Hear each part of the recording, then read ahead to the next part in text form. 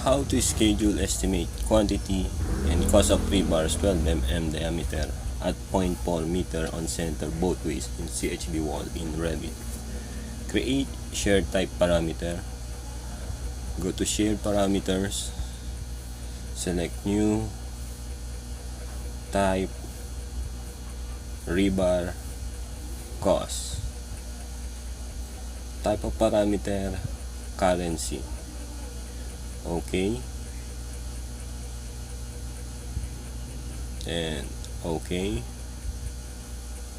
Go to project parameters, select add shared parameters, select and select rebar cost, select type, group parameter under identity data, then select the walls. Okay, okay.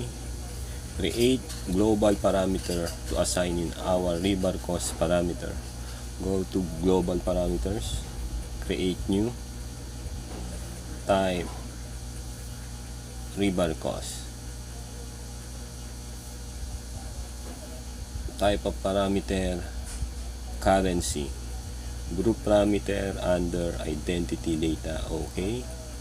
Put the price, say 45, apply.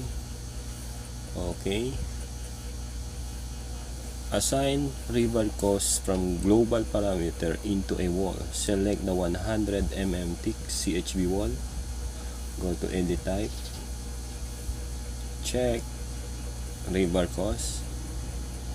Pick and select rebar cost. Okay. Apply. Okay. Select the 150 mm thick CHB wall. Go to edit type. Check rebar cost. Pick and select rebar cost. Okay. Apply. Okay. Select the 200 mm thick CHB wall. Go to edit type. Check rebar cost, pick, select rebar cost. Okay. Apply. Okay. Create schedule quantities for wall under schedule tab. Go to view, schedules, schedule quantities, paste new construction. Select the walls. Okay. Then under schedule fields, insert the following: type, area, and rebar cost. Select type, insert. Select the area, insert. Select rebar cost, insert. Then add calculated parameter and name it rebar quantity in kilograms. Add calculated parameter, type rebar quantity in kilograms. Go to the formula, select area over 1, open and close parentheses, times 6.23, open and close parentheses, times 0.888, open and close parentheses, times 1.10. Okay. Move up. Note 6.23 is the total length of rebar for CHB work in linear meter per square meter. 0.888 is the weight of 12 mm diameter rebar in kilogram per linear meter. 1.10 is the plus 10% allowance. Then add calculated parameter and name it total cost.